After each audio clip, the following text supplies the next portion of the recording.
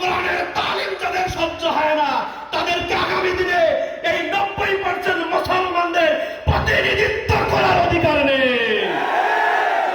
সম্মানিত ভাইরা আমার, নোয়াখালী জেলা উত্তরের সেক্রেটারির একটি বক্তব্যের,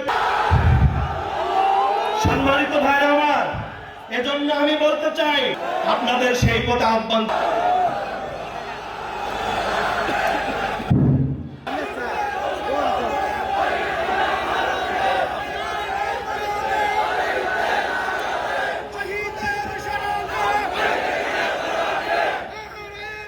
ইন্নাল হামদুলিল্লাহ, বাংলাদেশের সর্বোচ্চ বিদ্যাপীঠ ঢাকা বিশ্ববিদ্যালয়ের মেধাবী ছাত্র, স্বর্ণ পদক প্রাপ্ত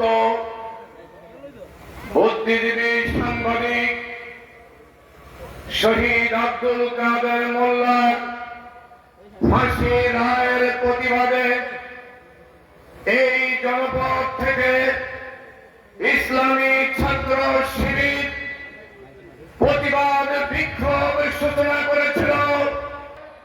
আজকে শহীদ শরিয়ার সম্মানিত সাংবাদিকবৃন্দ, শহীদের শহীদ ব্যবসায়ীবৃন্দ, আসসালামু আলাইকুম রহমতুল্লাহ বরকাতুহু। 14 ডিসেম্বর অন্যায় রায়ের প্রতিবাদ করতে গিয়ে নির্মমভাবে আমাদের ভাইদেরকে পুলিশ এবং আওয়ামী পেটুয়া বাহিনী নির্মমভাবে গুলি করে খুন করেছিল। আমাদের এটি আমাদের ইসলামকে খারাপ দিয়েছে, ঠিক কিনা? এর দ্বারা প্রমাণিত হয়েছে তৎকালীন আইসিটি ভাইদের বিরুদ্ধে ফাঁসির রায় দিয়েছে, এটা মিথ্যা প্রমাণিত হয়েছে, ঠিক কিনা? এই কোম্পানিগঞ্জ কবিরা রহস্য দিয়ে দেখতে চেয়েছিলেন, ঠিক কিনা? আগামী দিনে লক্ষ আমাদের শহীদরা কোম্পানিগঞ্জে আজকে যে উন্নয়ন বঞ্চিত এলাকা, এই কোম্পানিগঞ্জের সন্ত্রাস চাঁদাবাজ মুক্ত এবং ইনসাফ ভিত্তিক সমাজ প্রতিষ্ঠার স্বপ্নে বিভোর ছিল আমাদের শহীদ ভাইয়েরা, ঠিক কিনা?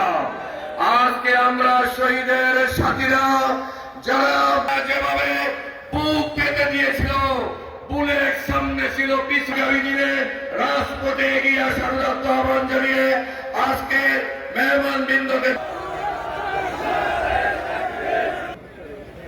يريدون ليطفئوا نور الله بأفواههم والله متم نوره ولو كره الكافرون। বেশিবাদের দূষণ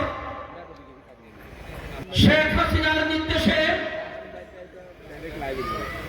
মির্জা কাদেরের নির্দেশে